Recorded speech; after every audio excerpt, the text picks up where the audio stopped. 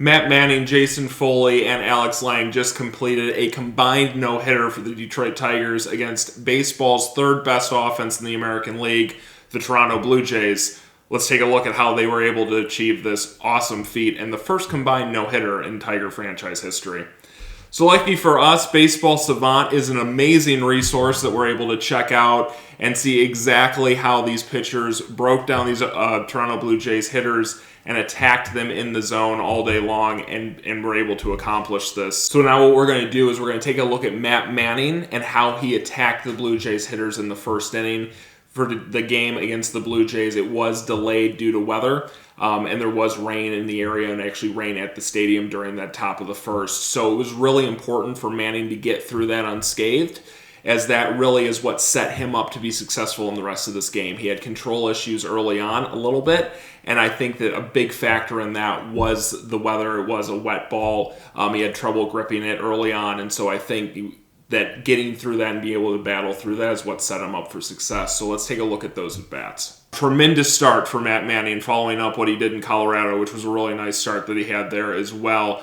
Matt Manning is a 4-pitch pitcher, really a 3-pitch pitcher, so he relies on his fastball at 54% of the time. He also features a slider, a curveball, and a changeup. That curveball is very important to left-handed hitters, as the slider is going to play down to them.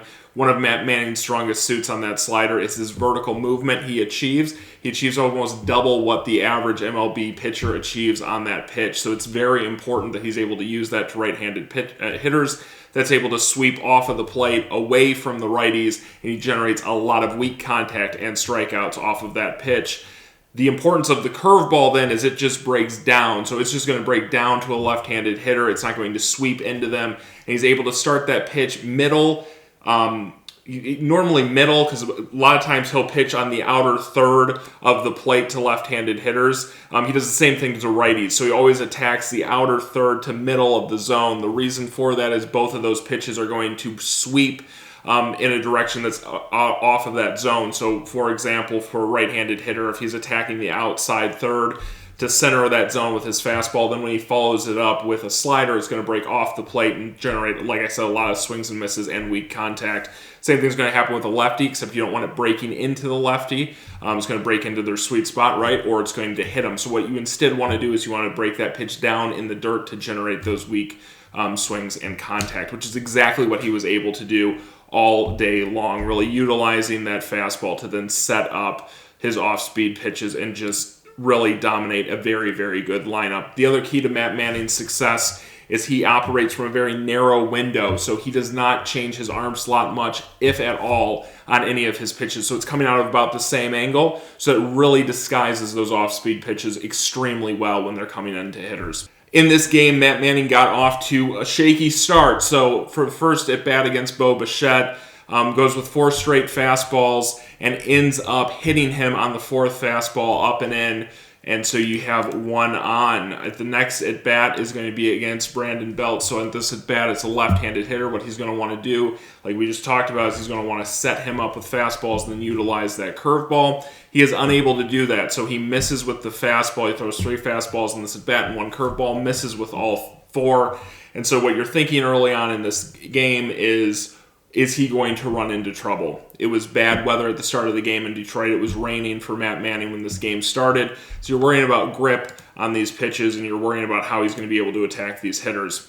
Vlad Guerrero helps him out. So he follows up the Brandon Belt at bat facing Vlad Guerrero. He throws 2 sliders and is able to get Guerrero to ground into a forced play. You got runners on the corners with 1 out. Matt Chapman coming up. Matt Chapman has been a very, very good hitter this year for Toronto. A little streaky, but still a very dangerous hitter at the plate. Early on in this game, you did see control issues, so he left the slider up on all 3 sliders he pitched in this at bat. All 3 were up in the zone, not where you want to throw them. I chalk that up to the weather, especially how he's able to adjust here later in this game.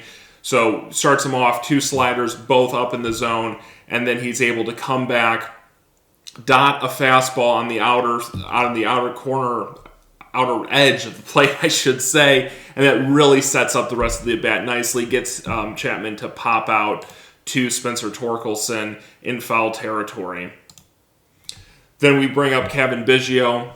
Biggio, he really attacks from the get-go. So you got 2 on, 2 out. Big spot here for Matt Manning, and he goes right at Biggio. So he throws 3 fastballs in this at-bat and then throws a curveball. The curveball was a show-me pitch. That one he throws for a ball, but it was great location. It was down, it was in, it was where you want the curveball to be, which then sets up his other pitches in this at-bat, which featured a fastball to strike out Biggio right where you wanted it. So he dotted it right at the bottom of the zone, as he did with his first pitch at the at-bat as well. That's excellent pitch location by Matt Manning. It's excellent pitch calling by Eric Haas, who was behind the plate for this game.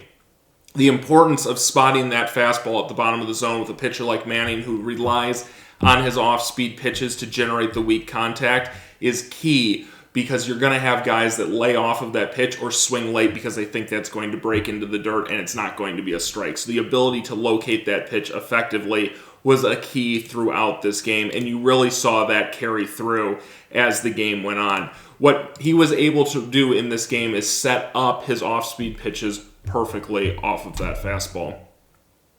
He is able to work into the 7th inning, so pitch count started to climb for Matt Manning, and he started to get, you could tell he was starting to labor a little bit. He spiked a fastball on his last pitch of the game, and you could tell he was really starting to be up against it in terms of building himself up coming off of the DL stint.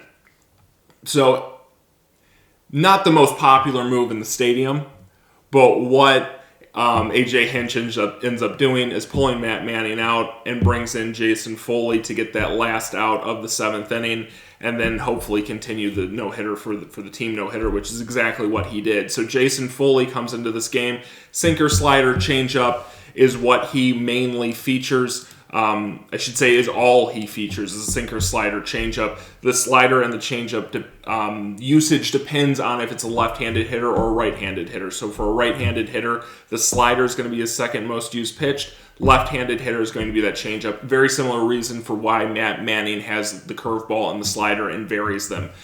Just like Manning, what Foley wants to do is he wants to cut that slider off the plate to right-handed hitters to generate weak contact. He wants to use that changeup that'll break down in the zone against lefties. He pairs that with a really good, hard sinker that's going to break down and into a righty and away from a lefty. So it's a really great 3-pitch mix. You're able to attack righties and lefties extremely effectively with those pitch sequences.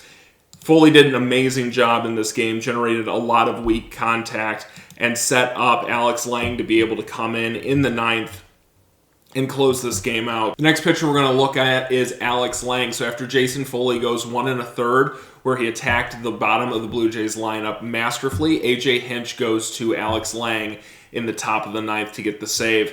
AJ Hinch deserves a lot of credit in this game as well, and I want to stop here and give him that credit that he's due. This was a 2-0 ball game. This was not a blowout. A lot of times in perfect games or no-hitters, the team that is throwing the no-hitter or the perfect game will have a lopsided score in their favor, which makes the manager's job a lot easier. This was not the case in this game. It was 2-0. It was still a game the Tigers needed to win, especially after a disappointing game yesterday. You wanted to bounce back and have a good win in this game. So AJ Hinch did a great job of utilizing his bullpen, managing this game to win, not just chasing history, but chasing the win first and foremost, which is the manager's job, and he did a great job of that in this game. So when we look at Alex Lange, he comes into this game. He's got Bo Bichette, Brandon Belt, and Vladimir Guerrero. Alex Lange's primary pitch is his curveball, which he uses exclusively in this outing. Normally it's 53% pitch for him with a slider that he throws off of that. But in this game, he really utilized his curveball to take advantage of the aggression that he knew the Toronto Blue Jays hitters would come to these at-bats with. This is a young, brash, very successful team that did not want to be on the wrong side of history. They don't want to get no hit. And so he knew that coming in. Eric Haas did a great job of calling pitches in the entirety of the game, and the 9th inning was certainly no exception. It's a very interesting way that they went about attacking these Blue Jays hitters in the 9th inning. So if you look at each of these hitters that he had to face in the 9th inning, let's start with the at-bat against Bo Bichette. So Bo Bichette's hot zone in his hitting chart is the bottom of the zone, specifically outside. He loves the low away pitch. He also loves it middle in. So but he covers the entirety of the bottom part of the zone extremely well. And interestingly enough, I think what they wanted to do in this at bat is they utilized the fact they knew that Bo Bichette was going to be aggressive. He likes the ball low, and they utilized that to their advantage. He only needs 3 pitches, and he's able to strike him out in this at bat. So 3 straight curveballs gets the job done, and they're all at the bottom of the zone. Only one of them is in the zone. The other 2 are in the dirt, and Bo Bichette swings at all 3. So just a great job of attacking the zone. Is able to get 41 inches of vertical break on the last one he throws with a great spin rate over 2,000. Actually, all of his curveballs in that at-bat had great spin rate. So really was able to attack Bo Bichette, utilize Bo Bichette's overly aggressive nature in the at-bat, and pitch to the moment, which was just fantastic to see of the young closer. The next at-bat's going to be against Brandon Belt, very similar. So what they do with Brandon Belt is they look at his chart, they see, okay, the spot on his hitting chart he likes the most, that he's able to generate the most hits from, is low and outside, and specifically bottom part of the zone. So what do? They attack the low outside part of the zone, which was brilliant. So what they did is they got a first pitch called strike, probably a little bit of borderline pitch, but I do think it gets the black, so he's able to get a called strike on that one. Then he gets a swinging strike on his second curveball. Third curveball is a bit too much outside. That one goes for a ball. And then the fourth one is put in play for a lazy fly ball to Jake Marisnick. Really great job of Alex Lange attacking the zone with his curveball again and attacking what the hitter likes, attacking the zones the hitter normally looks for pitches in, knowing that I'm going to spin it and they're going to be sitting fastball. So just a great job by Alex Lange and Haas in the entirety of the 9th inning. Last at bat is going to be against Vladimir Guerrero, and this is another one where he carves them up. 3 pitches is all it takes. First one's a curveball. They're all bottom part of the zone. Again, an area that Vladimir Guerrero Jr. loves balls in, and they use that aggressiveness against him. So the first one's a swinging strike. Second one, he fouls it off. And the last one is a ground ball to Zach McKinstry. Not exceptionally well hit, not a hard hit ball. McKinstry is able to gobble it up and get it over Spencer Torkelson to complete history. Like we've said continually throughout this video, the key in this game was pitch location. It was pitch calling, and it was setting up the pitches with just tremendous location by these Tigers pitchers. So it was an all-around great outing from the Tigers. Really fun to see. Get in the comments below. Let me know what your favorite moment was of the game. Let me know maybe an at-bat that stood out to you or a moment in the game that stood out to you. And, you know, it's a no-hitter. Everybody remembers where they were for a no-hitter. So you can let us know as well where you were, what you were doing, who you were watching it with. Don't forget, we will be having draft coverage coming out tomorrow. We'll look at some of the top prospects, and then whoever the Tigers select, we will also take a look at that prospect and how they fit into the system. We'll break it down like we did in this video, so we'll take a look at what the data says about the player they select, and we'll take a look at their strengths, their weaknesses, and how they fit into the organization structure. If you're new here, thanks so much for checking out the video. Don't forget to like and comment on the video. It really helps the channel out. Give us a subscribe, and we will talk to you later.